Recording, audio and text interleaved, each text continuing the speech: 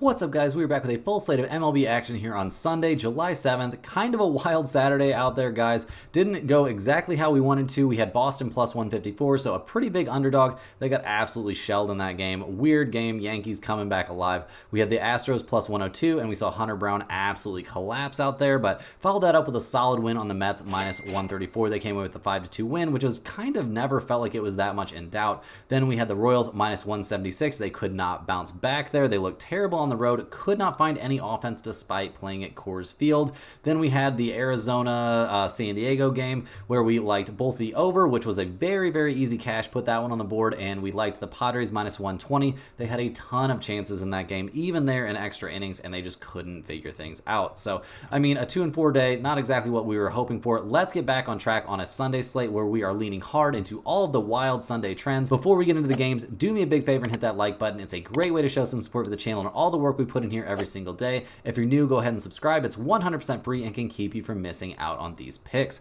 Our videos are sponsored by StuntTheSpread.com. Click the link in the description to go over there and join our free email list and check out our top confidence plays on all the major sports. Comment below with all the bets you're looking at today and we will give you our best advice on all of them. We respond to absolutely every single comment, so let us know anything you want to say about my picks, these videos, or anything you see here. As always, our final picks will be in the pinned comment down below. Now let's get into our first game of the day. We've got the New York Mets going on the road to take on the Pittsburgh Pirates. The New York Mets come to this game fresh off of a 5-2 win there in game 2 of this series. They got back on top, thank you Mets, after that blowout loss there in game 1. They're 43-44 this season, handing the ball in this game to Sean Manaea, who's 5-3 this season with a 3.67 ERA. He's coming off of a very reasonable start there at the Washington Nationals. He went 7 innings, gave up 5 hits, and only a single earned run. He did give up 2 runs overall, but over his last 4 starts, he's looked very, very serviceable. No major complaints from me there. He has yet to face the Pirates this season, so nothing to glean from that, but overall, we felt pretty good about Manaea, how he's throwing the ball right now, looking very, very good. And in general, guys, the Mets bullpen has not been one of the best in the majors this season. There's no way around that, but they've been trending in a positive direction. They're currently 21st in the majors with a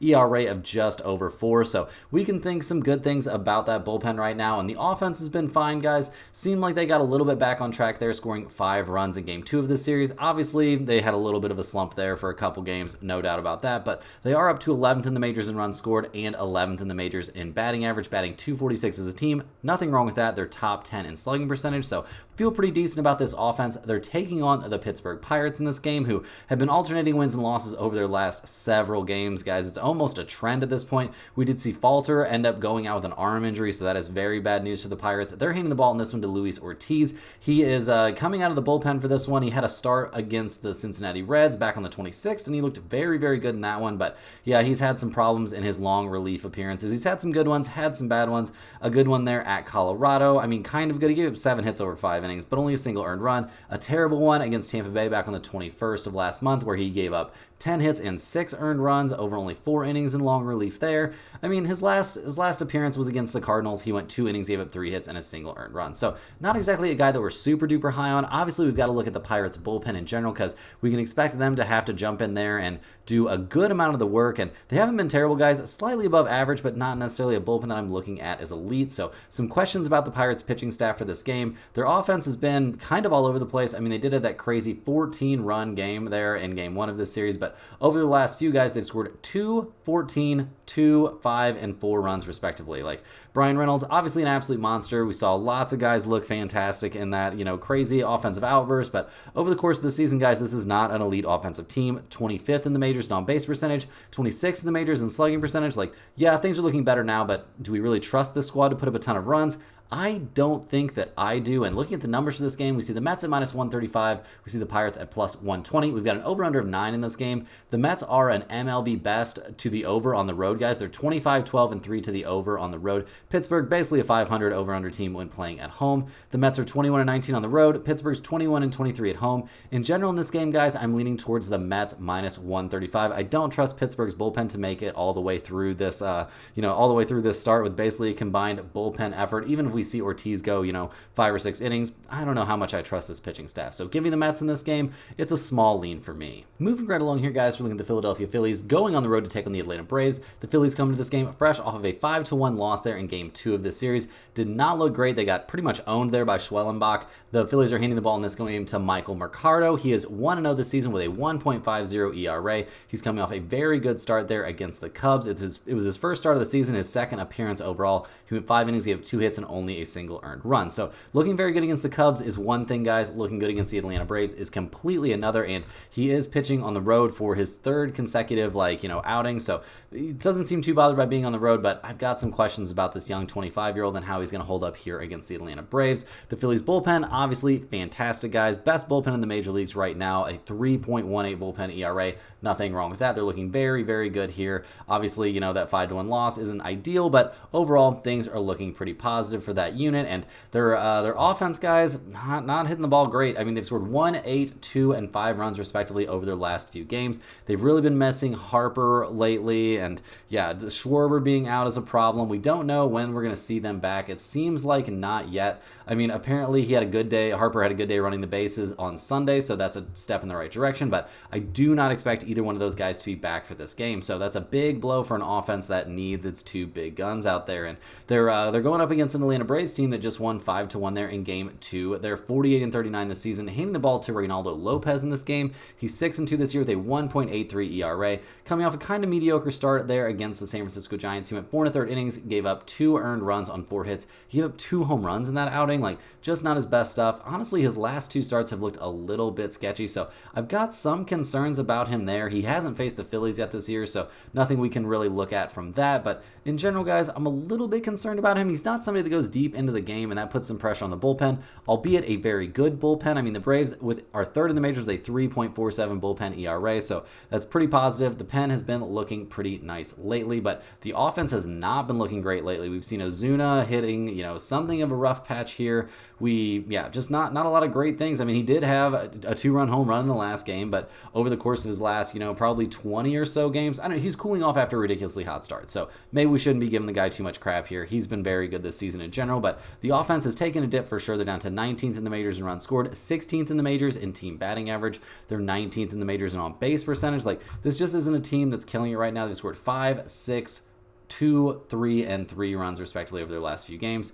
Just not killing at the plate. And looking at the numbers for this game, guys, we see the Phillies at plus 166. We see the Braves at minus 180. We've got an over-under of 8.5 in this game. The Phillies are 24-17 on the road. Atlanta is 28-17 at home. So those trends kind of cancel each other out. We do see Atlanta is a huge under team at home. So that's something to look at with the Phillies, basically a 50-50 over-under team when playing on the road. So in general in this game, guys, I'm leaning a little bit towards the Phillies plus 166. I think we could see the bats struggle once again for Atlanta. We have a reason to think Mercado is going to be good here. I mean, he's looked very good in his first 2 outings, so we'll just have to see. This isn't a game I'm going to be putting in the pinned comment or anything like that, but I think the Phillies plus 166 is very live, and I also wouldn't blame you if you're taking a look at under 8.5. Next up, guys, we're looking at the St. Louis Cardinals going on the road to take on the Washington Nationals. The Cardinals got absolutely obliterated there in Game 2 of this series, losing 14-6. They're 46-42 on the season, handing the ball to Kyle Gibson in this game, who's 6-3 this year with a 3.88 ERA. He comes into this game fresh off of an interesting, maybe not amazing start there at the Pirates, guys. He went 5 innings, gave up 5 hits, and 4 earned runs. He also gave up 2 home runs in that outing, so not dominant stuff there, not at all. He hasn't faced the Nationals yet this season, so nothing to look at there, but the Cardinals bullpen, generally speaking, has been looking better lately. Obviously, they're coming off of a pretty tough game there yesterday, but we'll see if they can bounce back in this one. The bullpen hasn't been terrible. Definitely a bullpen trending in a positive direction lately, so some credit to them there for sure. Also, this offense has been headed in a positive direction. They've scored 6, 7, 3, and 4 runs respectively over their last few games. They are still not a team that scored a ton of runs this season. There's no way around that, but a lot of those counting stats are starting to add up, guys. I mean, they're close to league average in batting average. They're close to league average on base percentage. All of these guys they've brought in or, brought up, or, a lot of these young guys, people that we wouldn't even really recognize the names of at the beginning of the season, are starting to make some noise. We've seen good things from Gorman, good things from Mason Wynn, solid things coming along here for this Cardinals offense. So they're going to hope to put up some runs here going up against the Nationals, who come into this game fresh off that blowout win. They're only 42 and 47 on the season, hitting the ball to DJ Hurts, who's 1-2 this year with a 4.67 ERA. He is coming off of a good start there against the New York Mets. He went 5 2/3 innings, gave up only a single earned run and struck out 10. So pretty good stuff from him there. Definitely a bounce back from 2 rough starts at San Diego and at Colorado. So the fact that he's pitching at home seems to be a plus for him. We'll see what he can actually do out there. He has not faced the Cardinals yet this season, so nothing really to look at from that. The Washington bullpen seemed to bounce back a little bit there. I mean, they're exactly major league average with a 3.99 bullpen ERA, so nothing too special, but also not a disaster there. The offense obviously went nuts for 14 runs there in game 2 of the series, but they've scored 14, 6, 1, 5, and 2 runs respectively over their last few. So better than their season averages recently. So I would say they're swinging at least some medium hot bats, but this isn't a team that I trust to generally put up a ton of offense. Obviously a 14 run outburst is crazy pants, but they're 20th in the majors in runs scored, 27th in the majors in slugging percentage. Just not a team I expect to really run up a ton of runs out there. And yeah, looking at the numbers for this game, guys, we see the Cardinals at -124. We see the Nationals at +110. We've got an over-under of 9.5 in this game. The Cardinals are 22 and 24 on the road. Washington is 20 and 22 at home, so not a ton to be gleaned from that. We do see both of these teams showing slight trends towards the under, so if you wanted to take a look at under 9.5, I guess you could. I don't really trust either one of these pitchers enough for that. In general in this game, guys, I'm going to go ahead and lean towards the Cardinals -124 with Kyle Gibson to maybe start to get back to form a little bit, but in general, guys, this is not a game I'm super interested in. Next up, guys, we're looking at the Chicago White Sox going on the road to take on the Miami Marlins. The White Sox come into this game fresh off of a tough loss there in game 2 of this series. They lost 4-3 in that one. They're 26 and 65 in the season, so not exactly killing it out there. They did win game 1 of the series 3-2, so a lot of close games so far in this series. They're handing the ball to young Jonathan Cannon in this game. He's looked very good in general to start his his very, very young career, but his last time out, maybe not his best stuff. He went 5 2/3 innings, gave up 3 hits and 3 earned runs, gave up a couple of home runs. He's given up 4 home runs out over his last 2 outings, so yeah, seems like things are winding down a little bit here for one of the best names there in the pitching business. And the White Sox bullpen, don't need to spend a ton of time talking about that, guys. It has not been very good this season, not very good at all. Definitely down in the bottom third of the league, more like the bottom 5 or 6 teams. A 4.58 bullpen ERA is pretty dang terrible, and this offense hasn't been much better, guys. They've gotten out of the basement in a couple of these statistics, but congratulations, you're now 28th in the majors, batting .222 as a team. That's not amazing. Over the last few games, they've scored 3, 3, 4, 8, and 6 runs respectively, which is honestly crazy offensive production from a team that's been so bad at the plate. So we'll see what we get from them in this one, but not expecting a lot of miracles. Going up against the Marlins, who snapped a long losing streak there with that win. They're handing the ball in this one to Edward Cabrera. He's 1-2 this season with a 7.17 ERA. He's coming off the 60-day IL, so it's going to be pretty interesting to see what he can do out there. The last time we saw him on the mound was back on May 7th. He only lasted 2 innings, obviously came out of that start pretty early, and he hasn't gone deep into any games, and he hasn't looked that effective when he has been out there. So I've got some big questions about how he's going to look here coming off the IL. Not a lot of questions about how that Miami Marlins bullpen's going to look. It's been pretty bad this season, no doubt about that, and maybe they've looked a little bit better here recently, maybe a little bit better thanks to going up against the White Sox terrible hitters, but, not a lot of great things to say about this pitching staff in general right now. And offensively, guys, they've scored 4, 2, 5, 2, and 3 runs respectively over their last few games. They're dead last in on-base percentage, dead last in slugging percentage.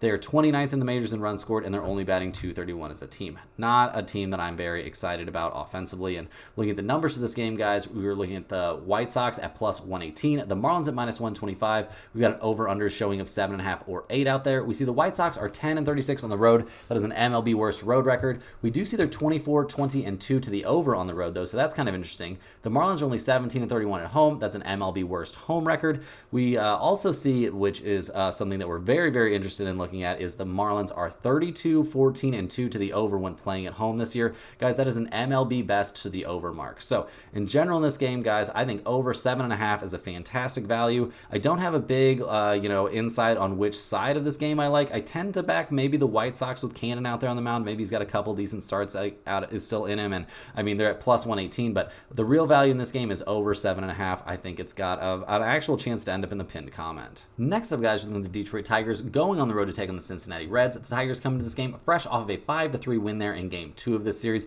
They've actually won the first 2 games of this series 5-4 and then 5-3. They're only 41-48 this season, though, so can't be too pumped about that. They're hitting the ball in this one to Tariq Skubal, who's 9-3 this year with a 2.45 ERA. He's coming off of a kind of mediocre start there against the Minnesota Twins, and we've seen some cracks in the armor lately. Over his last 5 starts, guys, he's given up at least 3 earned runs in 3 of them. So not the normal dominant stuff that we've seen from him over the course of the season. Not that we're that concerned about him, but, in general, guys, he's been nuts this year, but maybe just not quite as nuts here lately. And he's got a decent bullpen there to back him up. Maybe not an elite bullpen, but we're seeing Detroit sitting around league average, so that's not a disaster for them. That's okay. That's definitely workable. The offense can let them down at times, though, although they have scored 5, 5, 3, and 9 runs respectively over their last 4, so they're swinging the bats relatively well right now, but they are only 21st in the majors in the terms of runs scored this season, 26th in the majors, batting .229 as a team, 27th in the majors, and on base percentage. Like, you guys see where I'm going. This is not exactly an offense that I trust. Can they have some moments? For sure. Are those consistent moments? Not at all. So we'll see what they can put up here going against the Cincinnati Reds, who come into this game fresh off of back-to-back losses. They're 42-47 on the season, handing the ball in this game to Graham Ashcraft, who's 5-4 this year with a 5.45 ERA, coming off of a serviceable start there at the Yankees. He went 5 innings, gave up 4 hits and 3 earned runs. Didn't give up a home run in that game. He struck out 3 and walked 2, so not necessarily amazing stuff out there, but in general, he's looked decent this season. Maybe not great, though. Not necessarily a pitcher that I have a crazy amount of faith in for, all the obvious reasons, but he's throwing the ball relatively decent right now, and the Reds' bullpen has been trending in a positive direction for some time now. They're up to nearly top 10 in the majors with a 3.84 bullpen ERA, so some very, very positive trends here from this bullpen, who had some rough outings, some rough times there early in the season. So, yeah, looking at the Reds' offense, that's where the questions really arise for this team. They've scored 3, 4, 8, 3, and 5 runs respectively over their last 5 games. Not a great offense, guys, but they're getting better. They're 27th in the majors in batting average, which is pretty bad, but they're up to a 303 on base percentage. They're 15th in the majors in runs scored. Their slugging percentage numbers are headed in a positive direction as well. So I think we can expect some decent things from this Reds offense, even going up against such an elite starter. So look at the numbers for this game, guys. We see the Tigers at -140. We see the Reds at +132. We've got an over-unders showing of 8.5 or 8 in this game. We see Detroit is a pretty significant over team on the road, but the Reds are a significant under team at home. So that kind of scares us away from the over-under in this game. Not a lot of major trends to lean towards in terms of their team's home and away records. But guys, with the Tigers at -140 and the Reds at +132 and the Tigers going for a third straight win here against Cincinnati, give me the Reds in this game. This is a big Sunday trend that we're going to go ahead and ride with. I think there's a very realistic chance here that we could see them get the win in this game. Next on the docket, guys, we're looking at the San Francisco Giants going on the road to take on the Cleveland Guardians. The Giants come into this game fresh off of a tough 5-4 loss there in Game 2 of this series. They're 44-46 on the year, handing the ball in this one to Hayden Birdsong, who's 1-0 this season with a 4.66 ERA, coming off a pretty decent outing there at the Atlanta Braves. He went 5 innings, gave up 4 hits and only 2 earned runs. This is only going to be his third start of the season, and we can't help but notice the Giants are 2-0 in the times that he has pitched this year. So good stuff for him. Definitely like to see a young guy coming out of the gate here looking good. The Giants bullpen has been a problem pretty much all season long, guys. They're sitting somewhere around 25th in the majors with a 4.45 bullpen ERA. That is pretty weak stuff. The offense can get put in some positions where they've got to carry the load, and lately that's been a little bit of a problem. Over the course of the season, they're around league average in runs scored. They're 13th in the majors in batting average, 12th in the majors in on base percentage. Not a great, but also not a terrible slugging percentage team. They've scored 4, 4, 4, and 1 run respectively over their last 4 games, so not exactly killing it at the plate. This team doesn't have a ton of sluggers up there. Matt Chapman is leading them in pretty much every major offensive category, and he's not really somebody I look at as an absolute killer. So we'll see how many runs they can put up here going up against the Cleveland Guardians, who come into this game 55-32 on the season, fresh off of that win 5-4 in Game 2. They're handing the ball to Carlos Carrasco, who's 3-6 this season with a 5.12 ERA. He's coming off a decent but not great start against the White Sox. He went 6 innings, gave up 4 hits and 3 earned runs. He gave up 2 home runs to the White Sox, and he's having a problem with the long ball lately, guys. He's given up 2, 1, and 1 home runs respectively over his last 3 games. He's given up an average of 1 home run over his last 5 games combined. So yeah, some questions for me about this veteran. out there. I mean, it's nice to see when he does well, but it's been up and down pretty aggressively. The Cleveland Guardians bullpen, obviously not terrible, guys. They're 8th in the majors with a 3.69 ERA, so nothing to look down on there. The offense has kind of been, in and out lately. They've scored 5, 2, 8, 2, and 7 runs respectively over their last few games. When you've got Quan out there, he's looking good. Jose Ramirez is obviously doing everything he can. He's been leading this team offensively pretty much all season long. They're 9th in the majors in runs scored, 10th in the majors in on-base percentage, but most of these numbers, guys, are kind of trending down. So I've got some questions about the offense. And in this game, guys, we're looking at the Giants plus 120, the Guardians minus 132. We've got an over-under of 8.5 in this game. We see San Francisco's only 19 and 26 on the road. We see Cleveland is 29 and 11 at home. That is an MLB best home record, so got to give them some credit there.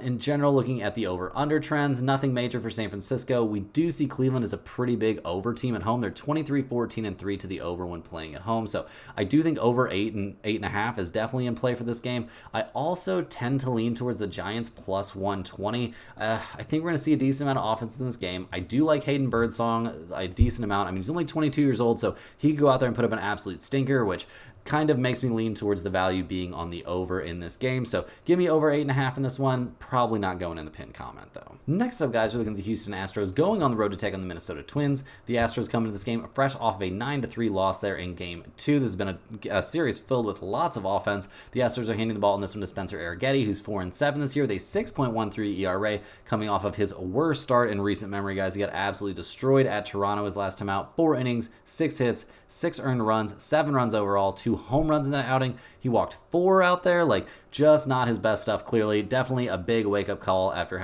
getting to face 3 pretty bad offenses in a row. So, yeah, gonna see if he can bounce back in this game, but he's gonna need to bounce back pretty hard because that Astros bullpen not exactly having the best time out there right now. They're below league average, and yeah, they've gotten better over the course of the season, but man, right now things are starting to look a little bit dark again. The offense, though, is picking things up. They scored 3, 13, 5, and 9 runs respectively over their last few. Jose Altuve sitting at a 310 batting average. He did take a random day off there that we were not expecting, so that was a little bit annoying, but in general, guys, we'll see if he's going to be back in there for this one. I mean, he sat that out with a hand issue, and we just have to wait and see if he's going to be healthy and if he's going to come back for this game. So that's going to be a pretty big deal. Obviously, taking a pitch to the hand is no laughing matter. So like I said, just have to see when he comes back. Hopefully he'll be back for this game going up against the Minnesota Twins, who come into this game 50 and 39 in the season, fresh off of that 9-3 win. They're handing the ball to Simeon Woods-Richardson in this game, who's 3-1 with a 3.52 ERA.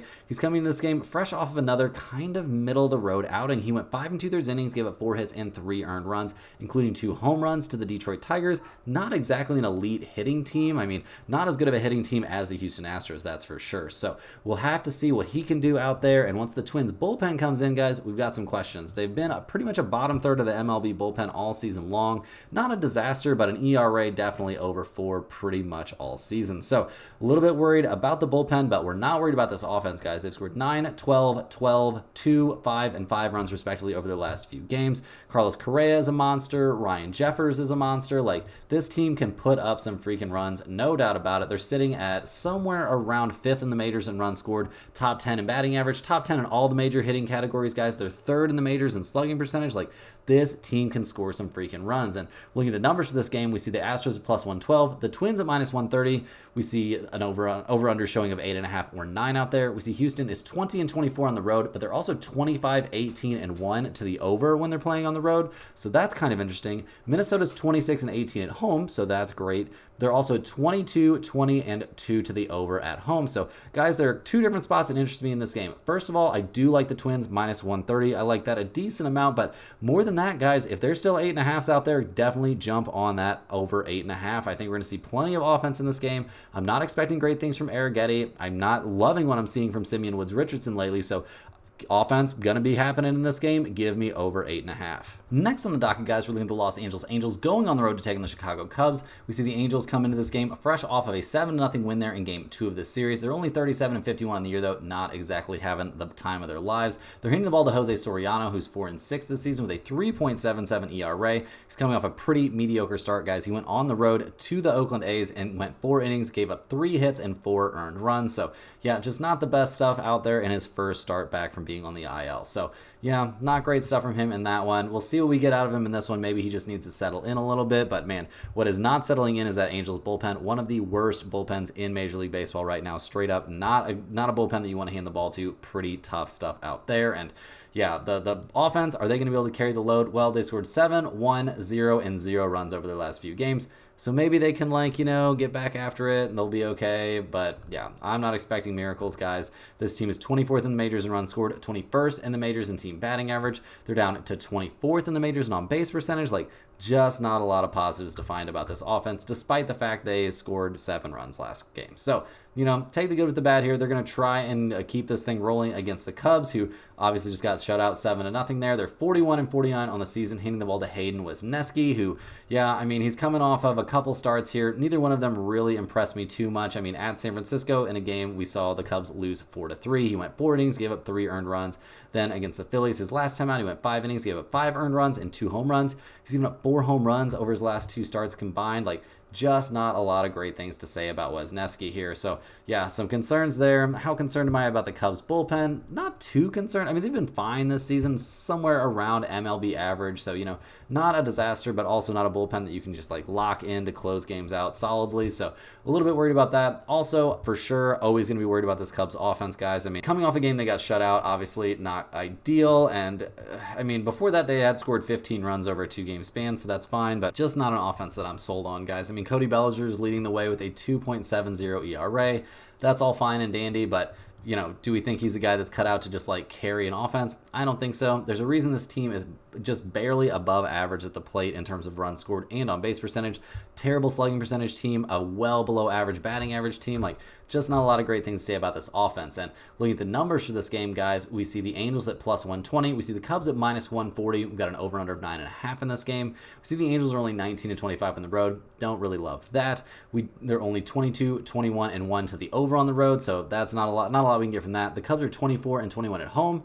They're 23, 21, and 1 to the under at home. So not really interested in the over-under in this game, guys. Maybe if we've got some crazy wind blowing out, you could take a look at the over. But I'm interested in the Angels plus 120. I think we're going to see Soriano get better here in his next start. I am pretty much out on Wesneski at this point. He has looked pretty bad in his 2 starts. So go ahead and give me the Angels plus 120 in this game. I think they can keep things rolling here into Game 3 of this series. Next on the docket, guys, we're looking at the Tampa Bay Rays going on the road to take on the Texas Rangers. The Rays come into this game fresh off of back-to-back losses. They've lost each of the first 2 games of the series to fall to 44-45 on the season. They're handing the ball to Zach Littell, who's 3-5 this year with a 3.94 ERA. He's coming off a very good start there at the Kansas City Royals. He went 5 innings, gave up 4 hits and no runs while striking out 4 and walking no one. The start before that, he also looked good against the Seattle Mariners. Start before that, he looked good at the Twins. So Littell been throwing the ball pretty well over his last 3 starts, no doubt about that. The Tampa Bay Rays bullpen is a concern, guys, but it's been trending in a positive direction. They're up to 22nd in the majors with a 4.28 bullpen ERA.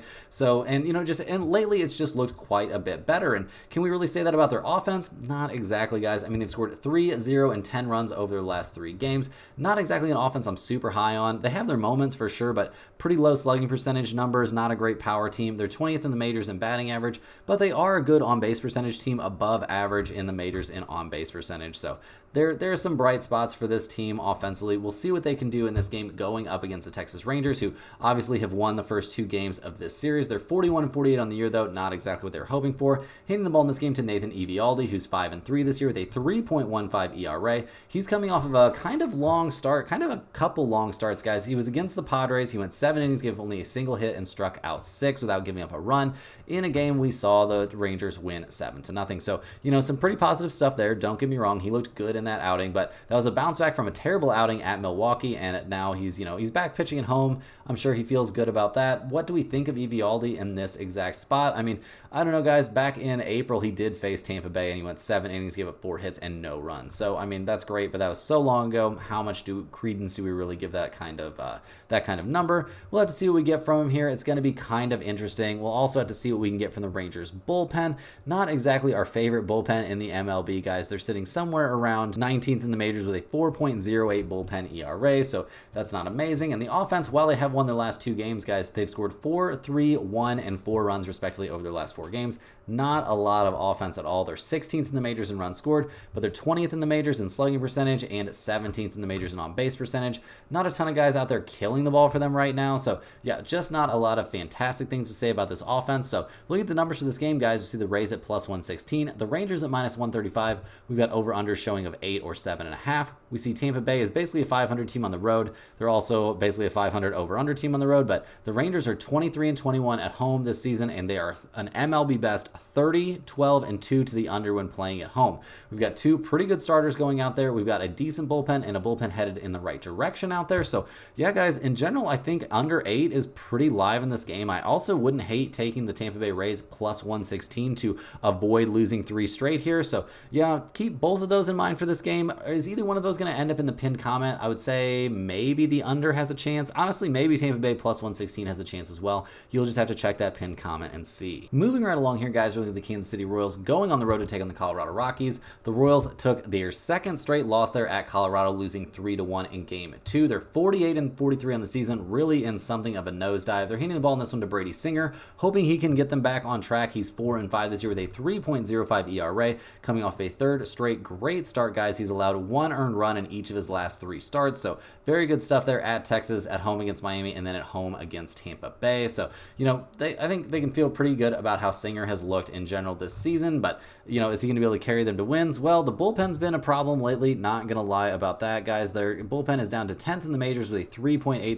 bullpen ERA, so that's not amazing. And, I mean, not a huge shock here. You're going to have some bullpen problems. You're going to have some pitching problems in general when you're playing at Coors Field, but, man, they're losing some low-scoring games. The offense is not looking good, guys. 1, 2, and 8 runs respectively over their last 3 games, but so far in this series, they've scored a grand total of 3 runs over 2 games at Coors Field. That's pretty embarrassing stuff. This team trending down in all the major hitting categories, guys. 20th in the majors in on-base percentage, 12th in the majors in slugging percentage, 14th in the majors in batting average. This is a team that was looking like a top 5 or 10 offense there for about a month, and all of a sudden things not looking the same. So we'll see what they can do here in game 3, going up against the Rockies, who come into this game winners of 3 in a row. They're hitting the ball in this game to Tanner Gordon, who's coming out of the minor leagues. We'll see what this young guy can do. Obviously, things have not been great for his opponent lately, so maybe he can keep them struggling, but it's going to be pretty interesting to see what Tanner Gordon has in store for them. And in general, guys, looking at this, you know, the Colorado Rockies bullpen is a disaster. They've looked good lately, though, so we're going to give them some credit.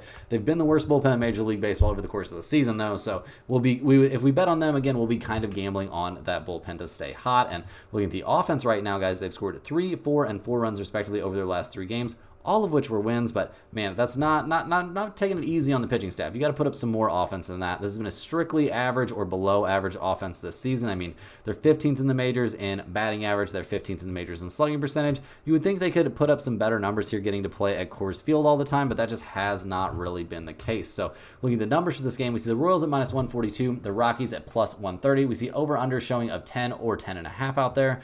The Royals, they continue to struggle on the road, and it's been a theme all season long. They're 17-25 on the road. The Colorado is 20-24 at home. We see that the Royals are a pretty big under team when playing on the road. We see Colorado is 22-21-1 to the under at home, which is pretty impressive to be an under team playing at Coors Field. So in general in this game, guys, I do like the Royals to get the win here and avoid the sweep, but I also like the under 10.5. There hasn't been a ton of offense in this series. I'm a little bit worried about, you know, a young guy like Tanner Gordon out there on the mound, so that makes me a little bit leery of this, but I do like the Royals minus 142. Do I have the guts to put them in the pinned comment? Again, after they let us down yesterday, we'll just have to wait and see, but man, it seems pretty sketchy that they would get swept in this series, so we'll just have to wait and see if that ends up in there. I do like the chances of them taking advantage here of a minor league pitcher. Next on the docket, guys, we're looking at the Baltimore Orioles going on the road to take on the Oakland A's. The Orioles come into this game 56-33 on the season, but fresh off of a 19-8 loss there at Oakland in game 2. Crazy stuff there. The Orioles, they're handing the ball in this one to Grayson Rodriguez. He's 10-3 this season with a 3.45 ERA. His last start was at Seattle, and he looked dazzling in that one. No major shock that he would have a great outing against the Mariners. He went 6 1/3 innings, gave up 2 hits and no runs while striking out 8. So very good stuff for him over his last 2 starts and in 4 of his last 5 starts, where we do see that the Orioles are 4-1 over his last 5 outings. So all good stuff there, no doubt about it. And this bullpen has looked good, generally speaking, this year. Obviously, they're not coming off of the greatest night ever, but, it's been a good bullpen this season in general, and yeah, I mean, the offense has been one of the best in the majors. Have they had their issues lately? For sure, but we're not going to really freak out about that too much. I mean, Gunnar Henderson, an absolute monster. We see this team is second in the majors in runs scored, first in the majors in slugging percentage. They're batting .254 as a team. Like, this is an offense that can absolutely put up some runs. They have only scored 8, 3, 3, and 4 runs respectively over their last few. So to me, I'll be honest, I kind of feel like they're due for a big offensive outburst. We'll see what they can do here going up against the A's, who come into this game 34 and 57 on the year, but they have won 4 out of their last 5. They're hitting the ball to Mitch Spence in this game, who's sporting a 4.15 ERA this season. He's coming off a good start against the Angels. It was the Angels though, guys, so we're not going to freak out about that. 5 1/3 innings, 6 hits, and a single earned run. Not even that dominant of an outing. His start before that, he got destroyed by the Angels. And we do see that the A's are only 1-4 over his last 5 starts. Not all of that's his fault, but a good amount of it is. And we're going to see how he can hold up here against a team like the Baltimore Orioles. I mean, he did face them in a relief appearance much earlier this season. He went 3 innings and didn't give any runs, so that was pretty good stuff. But yeah, facing them over the course of an entire game, especially this much later in the year, is definitely a different animal. And the A's bullpen, once they end up out there, has not been great this season. Definitely bottom third of the majors with an ERA of well over 4. And the Bats, while they are coming off a game where they scored 19 runs, not really expecting that to happen. Might not happen again this season, honestly. Not a great offense this year, guys. 28th in the majors in runs scored, second to last in team batting average, 28th in the majors in on-base percentage. So overall, a pretty weak offensive team. And looking at the numbers for this game, guys, we see the Orioles at -192, the A's at +165. We see over-under showing of 8 and 8.5 out there. Baltimore is 27 and 16 on the road, not terrible. They're also a pretty big over team on the road. Oakland is 22 and 24 at home. They're 24, 21, and 1 to the under at home. Not super interested in the over-under in this game, guys, but I am relatively interested in the Orioles to win this game or to win and cover. If you take a -1.5, you can get them at -110. That seems relatively appealing. I also don't hate necessarily just taking them -192. I really think they're going to bounce back from a super weird game and get a convincing win. So give me the Orioles -1.5 in this game. This has a definite chance to end up in the pinned comment with Grayson Rodriguez out there on the mound. Next up, guys, we're looking at the Milwaukee Brewers going on the road to take on the LA Dodgers. The Brewers come into this game fresh off of a second straight loss there to the Dodgers. They lost game 1 of the series 8-5. They lost game 2 5-3. So not having the best time out there, and at 52 and 38 on the season, I mean, they're okay. They're in good shape. They've still got a 5-game cushion there in the NL Central. Handing the ball in this game to Dallas Keuchel, who has yet to figure in a result this season. He's going to be making his 3rd start overall. First start against the Texas Rangers, not a great time. Gave up 5 earned runs over 4 innings, but his second start was at Colorado, and he looked very good. 5 1/3 innings, 4 hits, and 2 earned runs. So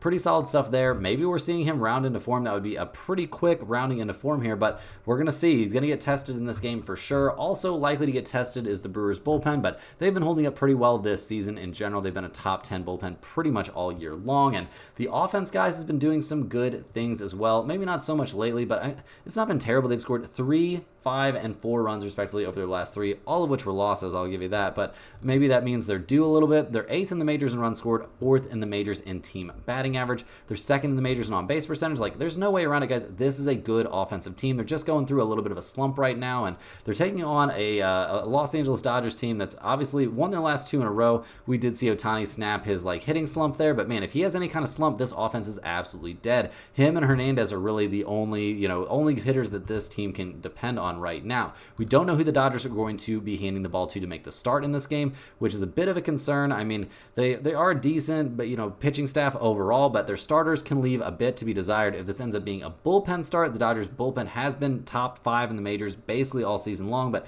asking them to cobble together an entire start seems like a bit much, so I'm a little bit concerned about the pitching situation here for the Dodgers, no doubt about it. And yeah, I mean, their offense, am I concerned about the offense? Not a ton. They've scored 5, 8, 3, and 4 runs respectively over their last 4 games. Basically, if Ohtani hits the ball really well, this team is going to put up runs. If he doesn't, they are going to really struggle at the plate. So looking at the numbers for this game, guys, you see the Brewers at +150. We see the Dodgers at -166. We got an over-under in this game of 9.5. So some pretty interesting numbers to look at in that one. And the Brewers are +150 to avoid getting swept here. That seems very intriguing.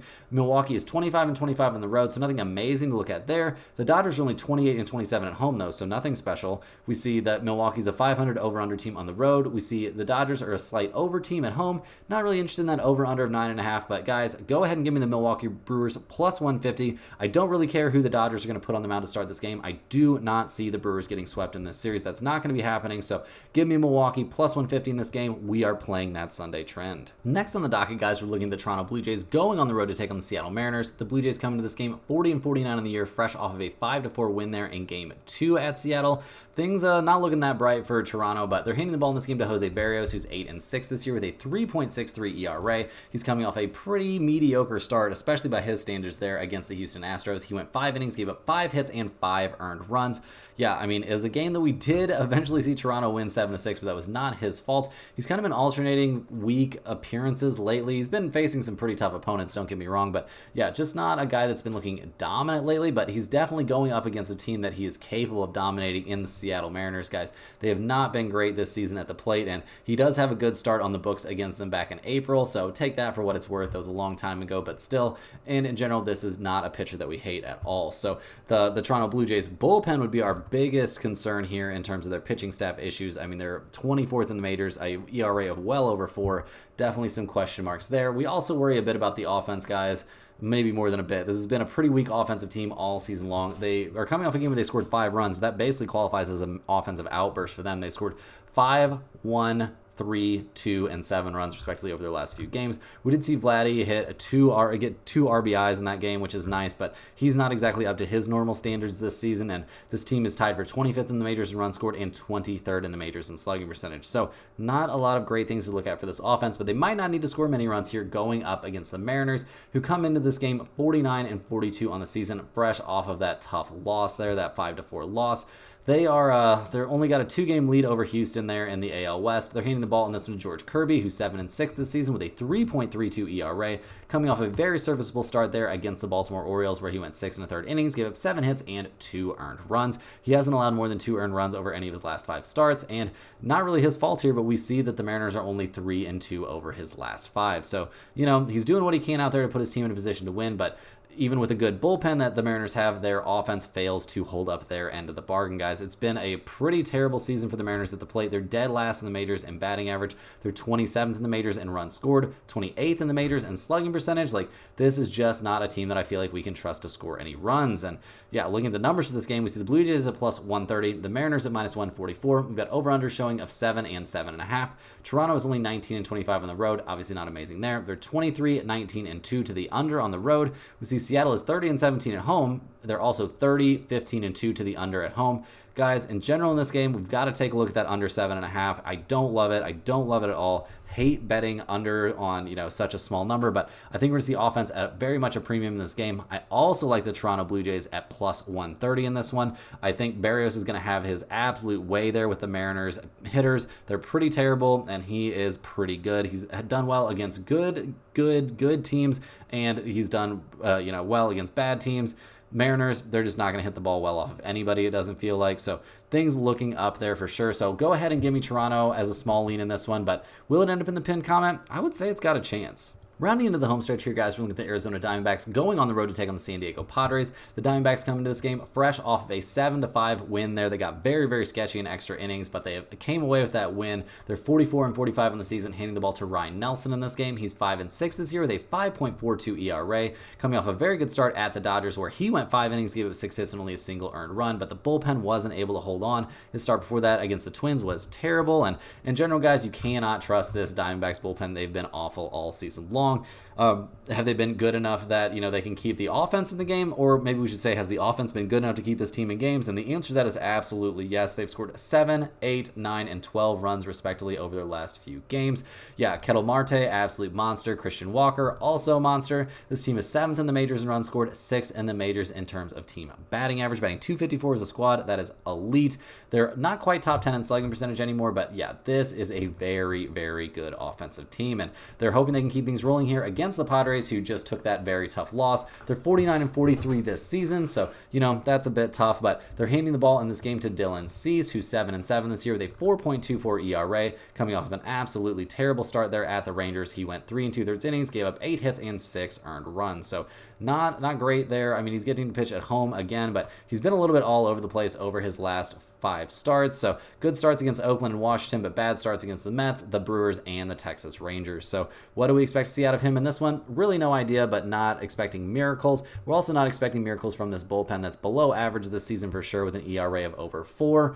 What are we expecting from the bats? Well, they've been putting up runs, guys, no doubt about it. I mean, they're gonna score some runs. We do think that Tatis is going to be back relatively soon. We don't know when that's going to be, though. It might actually be after the All-Star break. So really hearing all kinds of reports out there about that.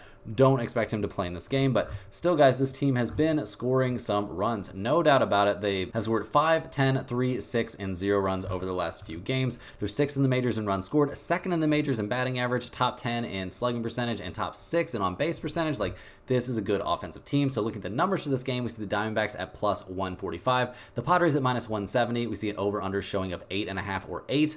Arizona is 22-21 and 2 to the under on the road, but the Padres are 28-17 and 1 to the over at home. Not expecting miracles from either one of these starters. Not expecting miracles from either one of these bullpens. Guys, I think this is another over spot for this series. Give me over 8 in this one. I think it's a very good spot. I think we're going to see plenty of offense in this game, and 8 seems like a very small number to me. Last but not least, guys, we're looking at the Boston Red Sox going on the road to take on the New York Yankees on Sunday Night Baseball. The Red Sox come into this game fresh off of that blowout loss. They lost 14-4 in that one. Crazy stuff there. They're 48-40 on the season, hitting the ball in this game to Cutter Crawford. Here's 4-7 this season with a 3.47 ERA. He's coming off of a very good start there at the Marlins. The last time he faced the Yankees, he was definitely serviceable. It was at Fenway. He went 6 innings, gave up 3 hits and 3 earned runs. He did give up 2 home runs, but he struck out 9 and walked 1 in a game that we eventually saw the Red Sox win 9-3. So some relatively positive things to see there. That's been his only outing this season against the Yankees, and I would say he looked decent, and that was back when the Yankees were hitting the ball a lot better too. So looking at the Red Sox bullpen, it's been good this season. Obviously not maybe coming off their best time out there, but they're 6th in the majors with an ERA of well under 4, ERA of around 3.5. So good things from that bullpen, and the offense has been good lately. Obviously not great yesterday, scoring only 4 runs, but they've scored 4, 5, 6, 7, and 8 runs respectively over their last few games. This is a team with solid numbers across the board offensively, guys. They're 8th in the majors in batting average. They are getting on base at a 322 clip. They're sporting a slugging percentage of 419, which is 7th in the majors. Like, I expect them to score some runs pretty much regardless of who they're going up against, and they're taking on the Yankees in this game, who are 55-36 this season, handing the ball to what was supposed to be, or what was looking like their ace in Luis Gil, but his last 3 starts have all been very mediocre, guys. He went 4 innings against the Reds and gave up 4 earned runs. He went 4 1/3 against the Mets and gave up 5 earned runs. And then back on the 20th, when everything started to fall down, he only lasted 1 1/3 innings, gave up 8 hits and 7 earned runs to the Orioles. So things have been looking very bad for Gil. The last time he faced the Red Sox was back on the 14th. He went 5 innings, gave up 4 hits and only a single earned run in a game the Yankees won 8-1. So that's all nice, but this is not the same Luis Gil that we're looking at right now, and it's not really the same Yankees bullpen either. The bullpen's been having its problems lately also, so definitely some concerns there. The offense not at full strength, obviously. We did see their rookie come up and look very good. He had a magical 3 home run day, his first 3 home run day by a Yankees rookie, so that's pretty cool, but is he going to be able to back that up 2 days in a row? Seems wildly unlikely to me. So looking at the numbers for this game, we see the Red Sox at plus 136, the Yankees at minus 160. We've got an over-under of 8.5 in this game. Boston is 28-17 on the road. The Yankees are 25-18 at home. We do see both of these teams showing over trends. We see Boston 24-18-3 to the over on the road. We see the Yankees 23-19-1 to the over at home. We've got an over-under number of only 8.5 in this game, guys. I like Boston plus 136 a decent amount in this game, assuming that Gil's going to struggle again, but it seems like even easier money to just take over 8.5 in this game, so that's going to be my main lean in this one. Is it going to end up in the pinned comment? I would say it definitely has a chance. That's all the games we have for today, guys. Hit that like button for good luck on all of your bets and subscribe to the channel if you're new. Let me know in the comments any questions you have on today's slate. Thanks for watching. You can click the link in the description to check out stumpthespread.com, and we'll see you guys tomorrow for more sports betting action.